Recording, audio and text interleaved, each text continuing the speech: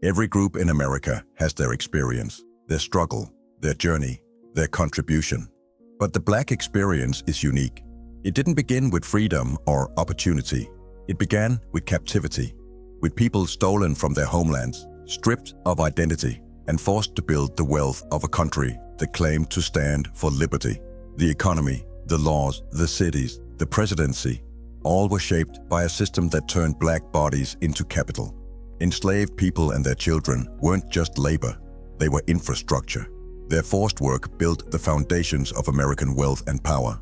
Other groups came to a nation already formed, but these children were forced to build that nation from the ground up. And even after slavery ended, the systems created to exploit Black labor and suppress Black freedom didn't disappear.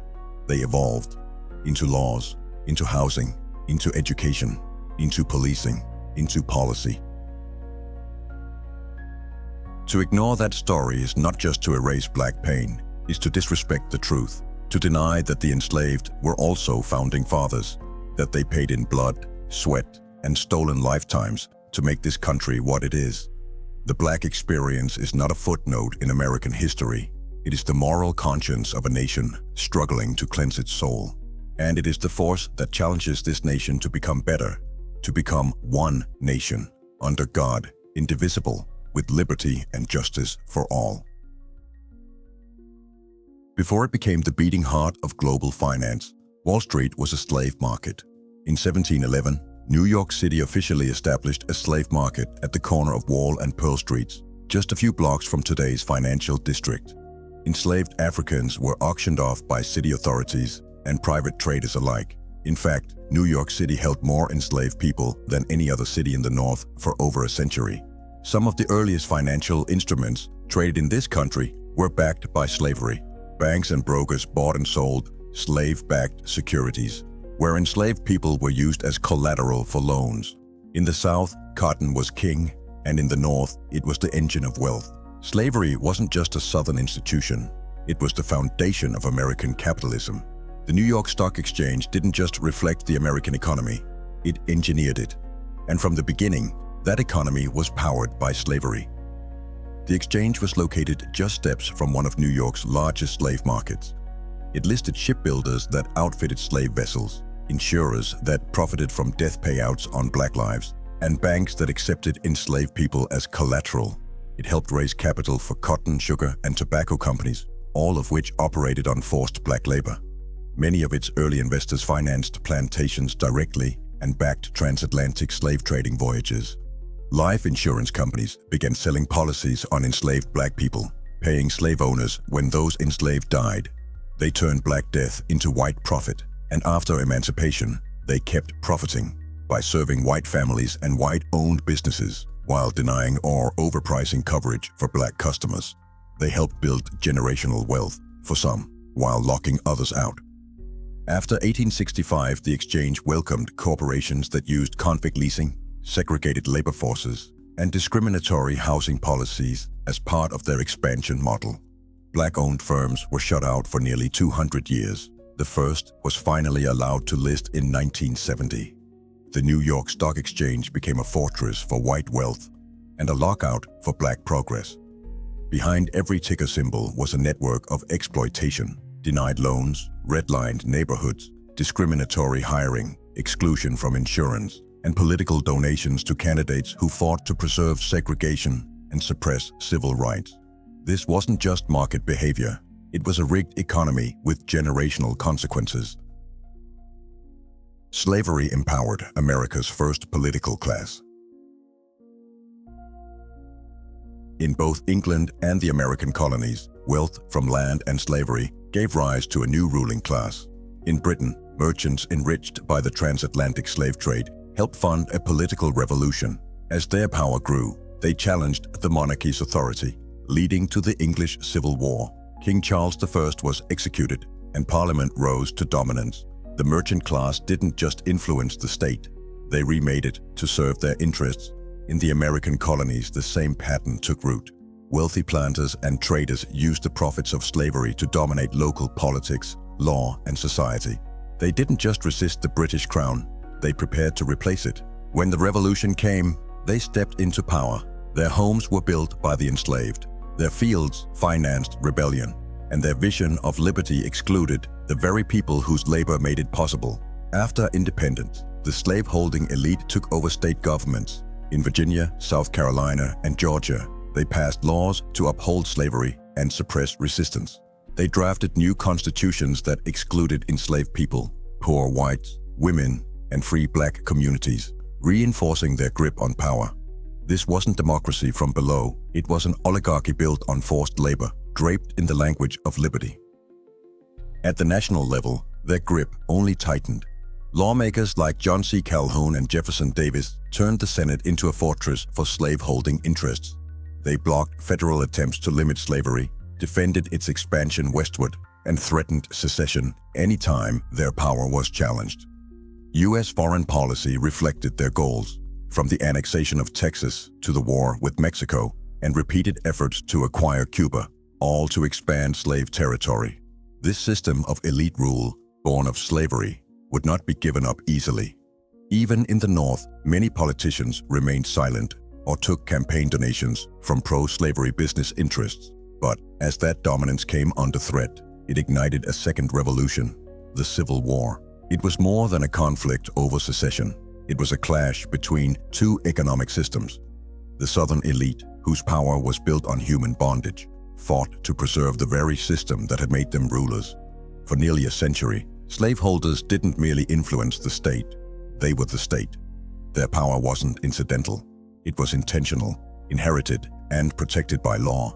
In both Britain and America, slavery didn't just enrich individuals, it shaped the very foundations of modern government.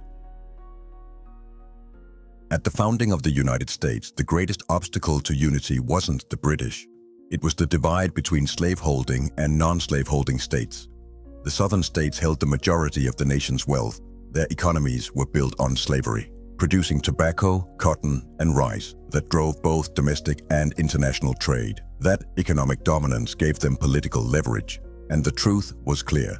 Without the South, there would be no union. The framers of the Constitution knew this. To hold the fragile country together, they gave slaveholding states key advantages. These weren't oversights, they were deliberate compromises. The 3/5 compromise allowed the South to count enslaved people toward congressional representation, not as citizens, but as fractions. This gave them more seats in the House, more votes in the Electoral College, and greater control over national policy. The Constitution also included protections for slavery, a clause that prohibited any federal ban on the Atlantic slave trade until at least 1808, and another that guaranteed enslaved people who escaped to free states would be returned. All of it was designed to appease the South, to prevent the birth of two separate nations in the Americas. For nearly 80 years after the founding of the United States, most presidents, Supreme Court justices, and congressional leaders came from states that practiced slavery. They wrote the rules, and the system protected their wealth, while the federal government upheld slavery through national laws and institutions. It was the states that enforced its daily brutality. Across the South, and in many parts of the North, governors, legislators, judges, sheriffs, and local officials weren't just complicit in slavery. Many were slaveholders themselves. Slavery built the government, literally. The U.S. Capitol, the White House, state houses from Richmond to Columbia. These weren't just symbols of democracy. They were built, brick by enslaved hands. At the federal level, Congress approved payments to slave owners to rent out enslaved laborers for government construction. Enslaved men quarried stone, dug foundations, baked bricks, cut timber, and assembled scaffolding for what would become the seat of American government.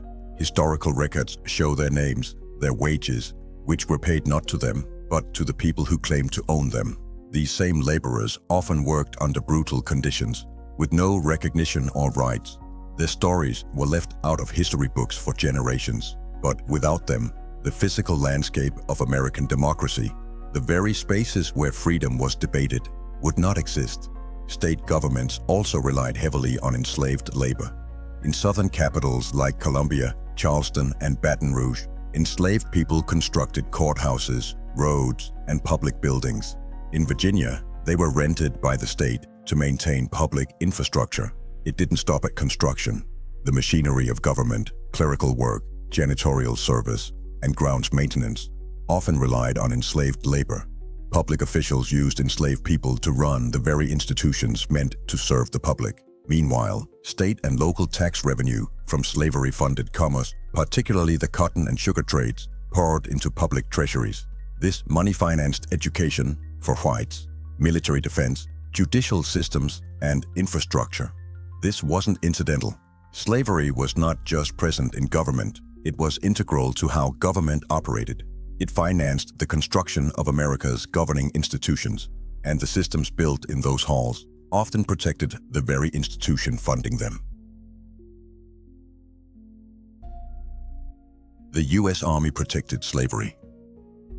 When enslaved people ran for freedom, the U.S. Army was often called in. Under the Fugitive Slave Act of 1850, federal authorities were legally obligated to assist in the capture and return of escaped enslaved people. While local militias were frequently used, the federal government also deployed U.S. troops to enforce this law when necessary, especially in contested border states and rebellious regions. The full weight of military authority stood behind the ownership of human beings. The army also played a critical role in suppressing resistance. In 1811, during the German Coast Uprising in Louisiana, the largest slave revolt in U.S. history, U.S. troops were used to brutally crush the rebellion. Survivors were executed, and their heads were placed on pikes as a warning to others. The message was clear: escape or revolt, and the federal government would respond with lethal force. During the Seminole Wars in Florida, one major goal of U.S. military campaigns was the capture and re-enslavement of Black Seminoles, people of African descent who had escaped slavery and formed communities with Native American tribes. The military spent years tracking them through swamps and forests, not to defend American citizens, but to protect slaveholders' interests. Beyond direct enforcement, the army enabled the expansion of slavery through conquest. During the Mexican-American War, 1846 to 1848, many Southern politicians supported the war specifically to acquire new territory where slavery could spread. The resulting lands, including Texas, New Mexico, Arizona, and California, became the next battlegrounds over the question of slavery's expansion. As the frontier pushed westward, the army provided security for settlers, many of whom brought enslaved people with them. Enslaved labor was used to build forts, clear roads, and support supply lines for military outposts. The U.S. Army was not a neutral force. It functioned as the armed wing of the slave economy, ensuring both the discipline of enslaved people and the geographic expansion of their bondage. Through enforcement, suppression, and expansion, the army ensured that slavery had room to grow. Even the U.S. Postal Service delivered oppression. Freedom fighters mailed anti-slavery pamphlets. Southern postmasters burned them. In the 1830s, abolitionists like William Lloyd Garrison and the American Anti-Slavery Society began a massive mail campaign, sending hundreds of thousands of anti-slavery newspapers, leaflets, and petitions to the South. Their goal was to reach citizens directly, bypassing local censorship and sparking moral reflection. But that freedom of speech hit a wall. In Charleston, South Carolina, a pro-slavery mob broke into the local post office, seized abolitionist mail, and publicly burned it. Across the South, postmasters, some under pressure, others acting on personal belief, began blocking the delivery of anti-slavery materials. The federal government did nothing to intervene. President Andrew Jackson even supported Southern demands to restrict such mail, suggesting Congress passed laws to prevent abolitionist writings from being sent through the Postal Service. This wasn't just regional resistance. It was a federally tolerated suppression of First Amendment rights. The mail, a symbol of democratic access and information sharing, became a tool to silence dissent. And it's happening again. Today, across the United States, Black history is being stripped from school curriculums, erased from government websites, and silenced in public discourse. Books are being banned, archives are vanishing, lessons on slavery, segregation, and systemic racism are being rewritten or removed entirely. This isn't a coincidence. It's history repeating itself. The same effort to suppress abolitionist voices then is mirrored now by efforts to suppress truth-telling about race, power, and injustice. The tools may have changed, but the goal remains the same: to protect a system of inequality by controlling the narrative. That's why this history must be told, because without truth, the list of atrocities committed against black people will only grow longer and more easily justified. At the same time, pro-slavery content flowed freely. Southern newspapers sent through the mail included classified-style ads for the sale of enslaved men, women, and children. Thousands of runaway slave ads were printed, often with detailed physical descriptions and monetary rewards. These were not just historical documents. They were active instructions for surveillance, capture, and punishment. The Postal Service became a national network that sustained slavery's economic and legal reach. It enabled slave owners to communicate across state lines, conduct business, and track down fugitives. Even in the North, abolitionist mail was sometimes intercepted or ignored out of fear of Southern backlash. This was more than censorship. It was a strategic manipulation of information designed to preserve slavery, uphold white supremacy, and suppress organizing efforts. Even communication was weaponized. America's story was never built on freedom alone. It was built on black labor, extracted by force, traded for profit, and woven into every system of early power. From the plantations that fed the economy, to the ports that shipped human lives, to the banks that financed expansion, to the U.S. Army that defended slavery's frontier, to the post office that tied slave states together. Every part of America's early rise carried the imprint of enslaved black hands. Slavery was not just a Southern system. It was the foundation of America's power in commerce, in government, and in national expansion.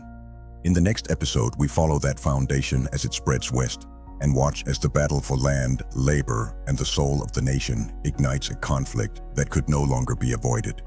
Thanks for watching. If you found this video insightful, make sure to like, share, and subscribe to the channel. Your support helps us continue uncovering the hidden truths of history. Let us know your thoughts in the comments, and we'll see you in the next video.